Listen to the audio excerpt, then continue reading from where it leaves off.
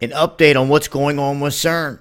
They are stating that for the first time, physicists at CERN have observed a benchmark atomic energy transition in anti-hydrogen. This is a major step toward cooling and manipulating the basic form of antimatter. Antimatter, annihilated on impact with matter, is notoriously tricky to capture and to work with, but its study is key to solving one of the greatest mysteries of the universe, and that is why antimatter, which should have existed in equal amounts to matter at the time of the Big Bang, has all but disappeared. Now, we've talked about the underground facilities.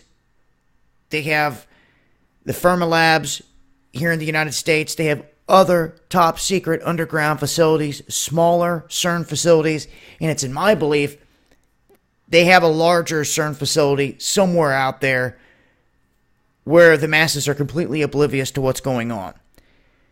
You know, just like they have their black budget for the military, they have money that gets funneled into these scientific projects, especially when they are of the most important things to them. They are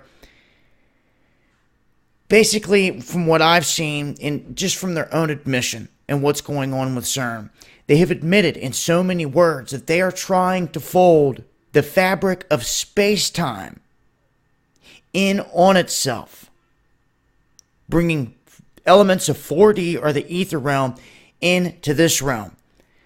Now, if you have any other entities or anything else that exist in that realm, you could therefore be trying to channel or bring that into this realm as well. That's where all the talk of this comes into play, and this is very real because they have admitted going down this path, and there's been many instances where they were supposed to have big announcements, and then all of a sudden it was nothing.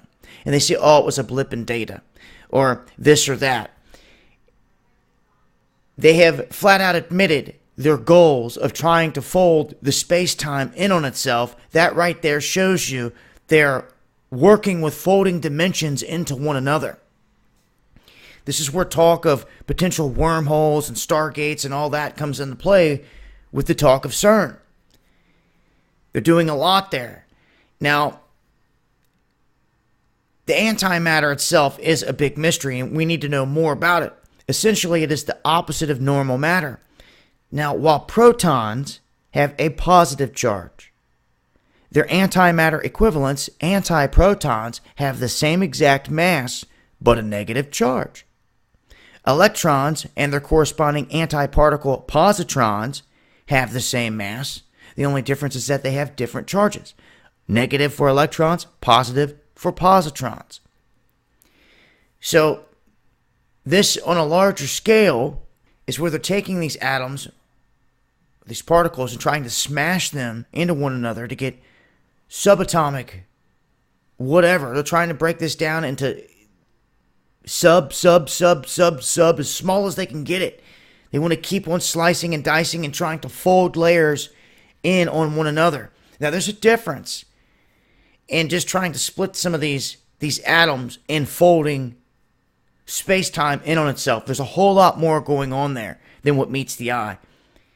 But there's a whole lot more possible with CERN other than just doing one test. They can do so much, and so much more than what they tell the public. But in terms of this, they're saying that this is a major step toward cooling and manipulating the basic form of antimatter. I wanted to cover it. It's just progression here in the field of them dealing with the antimatter. And of course, I believe they're a lot further than this. But this is just where they're at in terms of telling the masses what's going on. I'll leave a link. I'll continue to update as I come across more. This has been Dabu7 with the CERN update. Peace.